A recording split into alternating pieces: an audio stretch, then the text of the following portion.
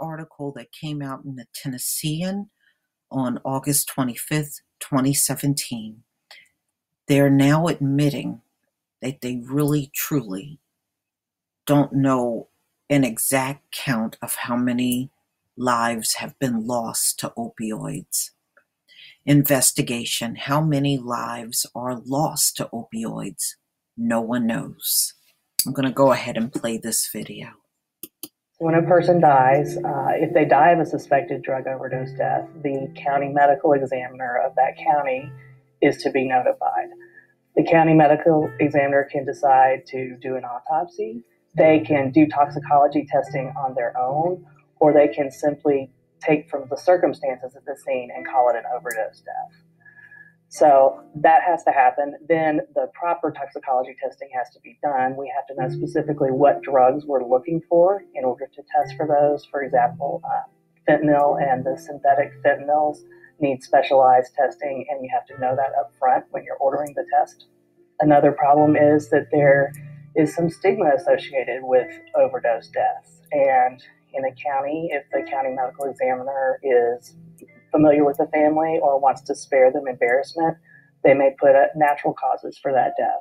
And so I think we're probably undercounting opioid overdose deaths. I wouldn't be surprised if it were as much as by a factor of 25%.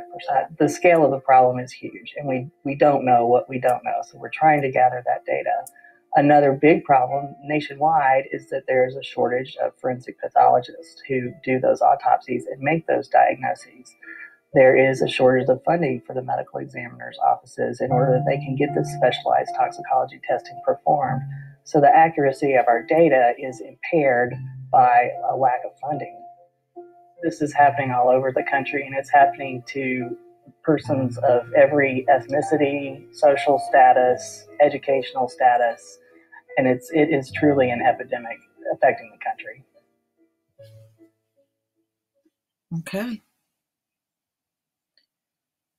So they're admitting they really truly don't know. And as you heard what she said, at the request of the family, they could put something else on there and not the real true cause on the death certificate of how that person died. And she said at the family request because I guess they don't want to be embarrassed, but that's not the real reason. Ladies and gentlemen, they want to be able to collect on the insurance. Some insurance companies are not going to pay out on a drug overdose. That's why they don't want it on there. Okay? They think they're fooling people. They're not. It's all about money. In 2015, state officials reported at least 1,451 men and women and children died from drug overdose in Tennessee, but that's far from an accurate count. There are likely hundreds more. No one knows the true number. Drug deaths reported in Tennessee are fundamentally flawed and represent an undercount of the toll taken by opioids, the nation's most deadly drug plague. USA Today Network Tennessee investigation found. USA Today Network Tennessee found multiple levels of breakdowns in death investigation, making it impossible to sketch a mortal rate from drug abuse or overdose, including inconsistencies in how medical examiners, hospitals, and law enforcement officials flag possible overdose deaths, county budget constraints that limit the number of autopsies performed, incomplete or inaccurate information recorded on death certificates. That shouldn't be allowed, in my opinion. And I wonder if a Black family make a request of not having a drug overdose on the death certificate, would they comply, or is that something just for white families? That's what I'm kind of believing it is. There are so many levels at which the data breaks down that we don't know what we don't know, says Dr. Adele Lewis, Deputy State Chief Medical Examiner. There's no doubt we are undercounting them. overdose deaths. There is no way the number is reality. Wow.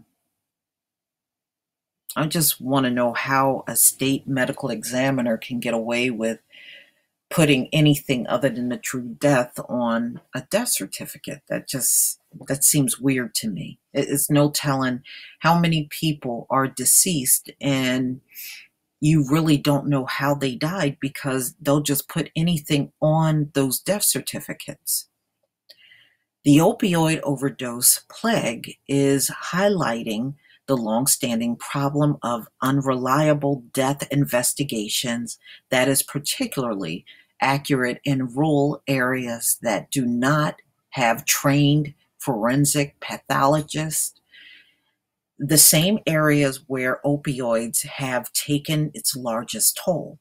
Without an accurate count, lawmakers, public health officials, and law enforcement have no way of knowing the extent of the problem and how to combat it. You know what you do? You tell them they get no state funding unless they put the true cause of death on those death certificates. That's what you do. I bet you'll see a different tune coming out of them then. All right.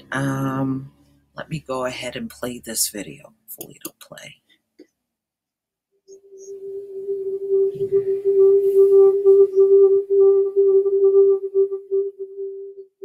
I lost a beautiful daughter to an accidental drug overdose. One of the things that I always proposed in my nursing career was that no one should die alone. I never wanted anyone to experience that. And when I found my daughter, it was obvious that she had died alone.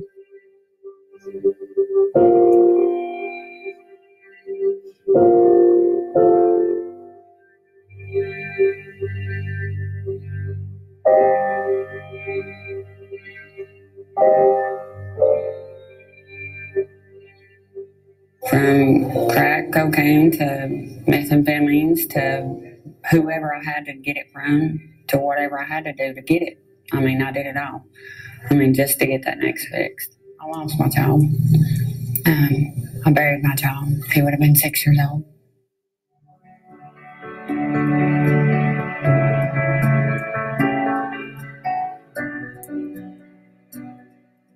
I really believe to address chronic pain effectively, you have to come at it from all angles, not just pills and procedures, but also some of the evidence-based mind-body techniques that we have and that we know are really effective for chronic pain. 1998, I felt led to seek the bench of circuit court.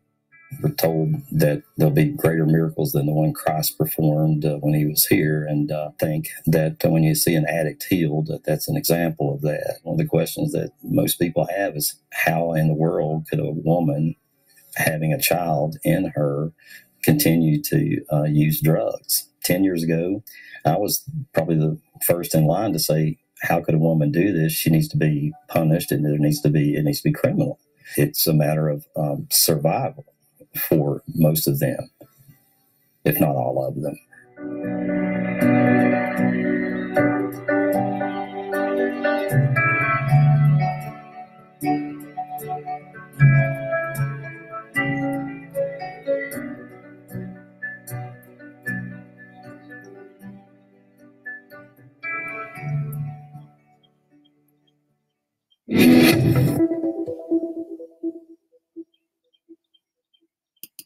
Yeah, right. You know what? Where was all that understanding when Black people were going through the crack epidemic? You know, this is just an attempt to make you feel sorry for them. I'm not buying it. The investigation found that the state 95 county medical examiners who lack training in forensic medicine and are paid very little or work for free, taken different approaches to investigating and recording cause of death. The rural Unicoi County, for example, the coroner heads to the scene of every suspicious drug death, searching for pill bottles and interviewing relatives. Unicoi Coroner Ed Herndon believes state law requires him to order autopsies on every suspected overdose death. It doesn't, although autopsies are strongly recommended. In contrast, Campbell County longtime medical examiner Dr. E.G. Klein replies on a phone call from local police to describe a death scene. He rarely orders autopsies or toxicology tests that would determine all of the drugs in a person's body to include on a death certificate, because he says the only point of the death certificate is to declare the person's dead. Yeah, but you still got to put what's accurate on there. But I see these people do pretty much what they want. That's pretty obvious. Death certificates are the single critical source of information on causes of death. Right, so if you don't put on there that it's a drug death, then it doesn't get counted at the end of the year. So yeah, you would be undercounting, which I would say is going on all across the country. And this undercounting could be very well deliberate, in my opinion. They're doing it on purpose because they're ashamed that this is happening to so many caucasoids everywhere. Autopsies are the most accurate way to determine whether someone's died from an overdose, but they are expensive, costing most counties between $1,600 to $2,000. Many of the county examiners who spoke to USA Today Network Tennessee echoed Dr. Tom Thompson, the medical examiner in Hamlin County. If we autopsied every overdose, the county would go broke. Well, you're going broke now anyway. Seriously, they're going broke anyway. Medical examiners are only one link in a chain of individuals who are responsible for identifying overdose deaths. Before medical examiners are involved in a death, they must get a call from police or hospital to flag a suspicious death that requires an investigation. Those deaths can go unreported when a person succumbs to a heart attack, pneumonia, or other illness that results from prescription drug abuse. Those deaths should be recorded as opioid related, but often get categorized as natural. When medical examiners do order autopsy, a body is sent to one of the state's 5 forensic centers where trained forensic pathologists perform them.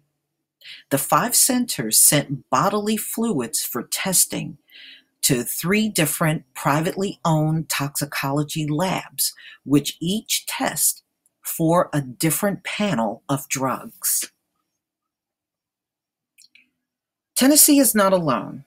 A working group convened by the White House in 2016 released a report in December noting more than 50 federal programs rely on often faulty cause of death data to create policy.